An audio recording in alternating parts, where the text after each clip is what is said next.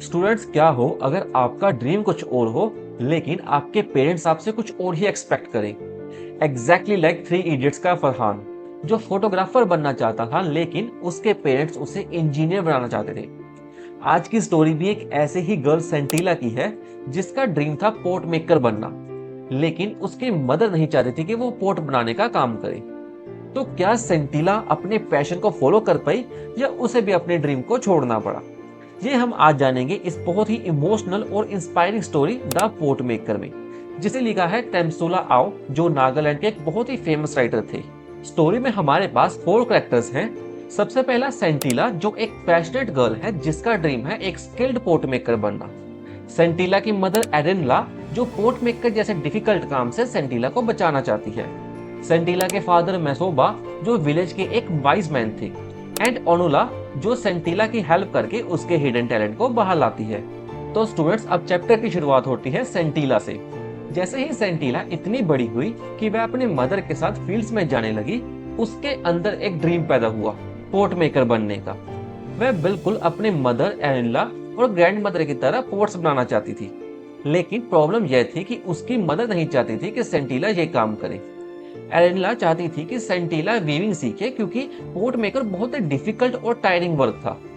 जब भी उसके पेरेंट्स फील्ड में जाते तो सेंटीला सीक्रेटली विलेज के एक्सपीरियंस्ड पोर्ट मेकर्स के पास चली जाती और उनको ऑब्जर्व करती। शुरुआत में तो पोर्ट मेकर्स को भी लगा कि ये उसकी एक चाइल्डिश हॉबी है, कुछ समय के बाद वो इस इंटरेस्ट को लूज कर देगी। लेकिन सेंटीला का पैशन बहुत ही स्ट्रॉन्ग था। अब एक रात सेंटीला ने अपने पेरेंट्स की कन्वर्सेशन सुन ली। उसकी मदर एरेनला सेंटीला के पोर्ट मेकिंग इंटरेस्ट से बिल्कुल खुश नहीं थी। वह कहती है कि पोर्ट मेकिंग में सिर्फ स्ट्रगल है, रिवर बैंक बहुत दूर है, क्ले लाना बहुत मुश्किल है, हैवी लोड्स उठाना पड़ता है और क्ले को पाउंड करना बहुत ही टेडियस यानी टायरिंग वर्क है। कई बार एग्जॉशन की वजह से पोर्ट्स खराब भी हो जाते हैं और फिर पूरा का पूरा काम दोबारा से शुरू करना पड़ता है। इतनी मेहनत के बाद भी अर्निंग बहुत कम होती है, लेकिन वीविंग में कम मेहनत से ही ज्यादा इनकम होती है। यही रीजन था एरेनला अपने डॉटर को इस कठिन काम से बचाना चाहती थी। लेकिन सेंटीला पोर्ट्स बनाने के लिए बहुत ज्यादा पैशनेट थी। उसने पोर्ट्स बनाने वालों के पास जाना बंद नहीं किया। वह रेगुलरली जाकर उनके काम को ऑब्जर्व करती थी। वह ध्यान से देखती थी कि किस तरह क्ले को पानी के साथ मिक्स करके पोर्टर्स केयरफुली अपने हाथों को सॉफ्ट क्ले में डालते थे और उन्हें रोटेटिंग क्ले से धीरे धीरे शेप देते थे। पोर्टर्स अपने राइट हैंड में स्पैटुला पकड़ते थे। स्पैटुला एक टूल होता है जिसका यूज पोर्ट्स को शेप देने के लिए किया जाता है। और स्टूडेंट्स, जब स्पैटुला की टैप टैप टैप आवाज क्ले पर पड़ती थी तो वह सेंटीला को म्यूजिक जैसी लगती थी। इसके बाद पोर्ट्स को फाइनल टच दिया जाता था ताकि उनकी शेप और कंसिस्टेंसी सही रहे। फिर उन्हें धूप में सुखाया जाता था और बाद में किल यानी एक बहुत बड़ी भट्टी में फायर किया जाता था। लेकिन यह फायरिंग प्रोसेस बहुत रिस्की होता था। अगर फायर ज्यादा हो जाए या कम हो जाए तो पूरा का पूरा बैच खराब हो जाता था। अब धीरे धीरे विलेज में गॉसिप होना शुरू हो गया। लोग बातें करने लगे कि एरेनला अपने डॉटर को ये ट्रेडिशनल स्किल क्यों नहीं सिखा रही। विलेजर्स को डर था कि अगर एक्सपीरियंस पोर्ट मेकर्स ही ऐसा करेंगे तो फ्यूचर जनरेशन में एक्सपर्ट पोर्ट मेकर्स खत्म हो जाएंगे। इसी वजह से विलेज काउंसिल ने सेंटीला के फादर मैसोबा को बुलाया।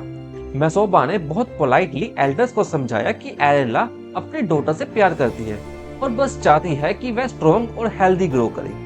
उन्होंने कॉन्फिडेंटली कहा, बहुत जल्द आप सभी सेंटीला को विलेज की बेस्ट पोर्ट्स बनाते हुए देखेंगे। अब स्टूडेंट, स्टोरी के सेकंड पार्ट में फाइनली अगले साल एरेनला सेंटीला को अपने साथ रिवर बैंक ले जाती है।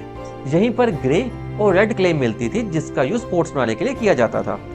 एरेनला ने सेंटीला को सिखाया कि कैसे क्ले को डाव की मदद से खोदा जाता है, फिर क्ले को बास्केट में भरकर वर्कशॉप तक लाया जाता है और ट्रफ में सोक किया जाता है। उसके बाद क्ले को बैम्बू सिलेंडर में सही प्रपोर्शन में डालकर उसे पाउंड किया जाता है। स्टूडेंट, सेंटीला बहुत क्विक लर्नर थी।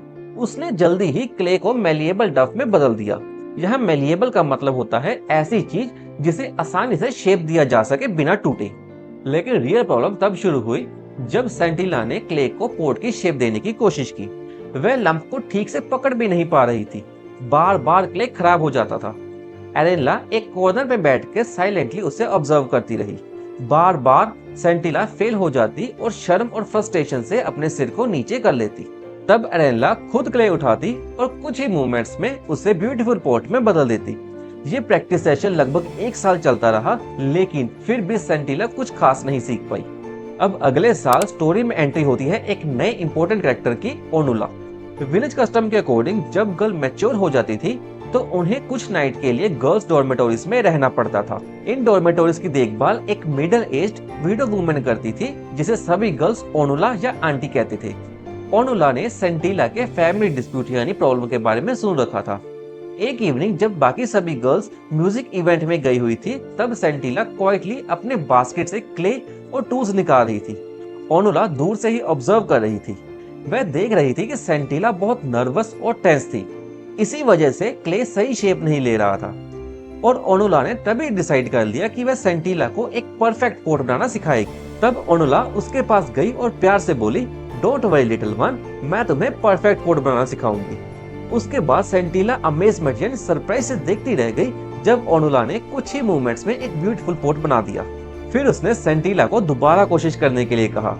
इस बार सेंटिला पहले से ज्यादा कॉन्फिडेंस के साथ काम करने लगी।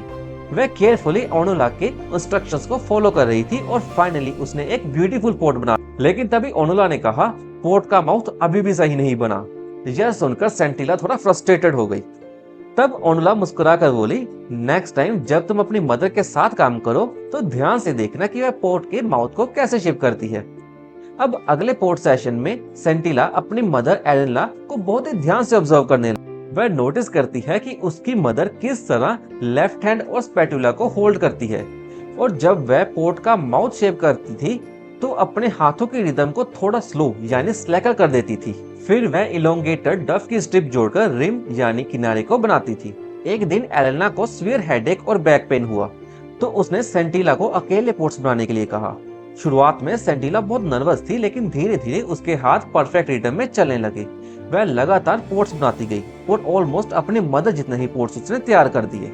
लेकिन जब सेंटिला घर पहुंची तो उसने देखा कि उसकी मदर जमीन पर पड़ी हुई थी और सांस भी नहीं ले रही थी। सेंटिला घबरा गई और विलेजर्स को बुलाने के लिए भागी।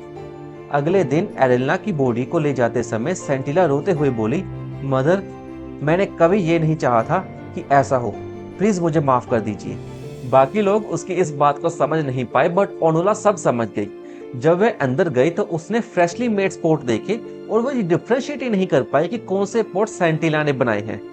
और इसी मूवमेंट पर ओनुला समझ गई कि एक नए पोट मेकर का यहाँ जन्म हुआ है। उस मूवमेंट को स्टोरी में प्रोफाउंड रियलाइजेशन कहा गया। प्रोफाउंड रियलाइजेशन का मतलब एक बहुत ही डीप और पावरफुल रियलाइजेशन। और यहीं पर हमारी स्टोरी खत्म होती है।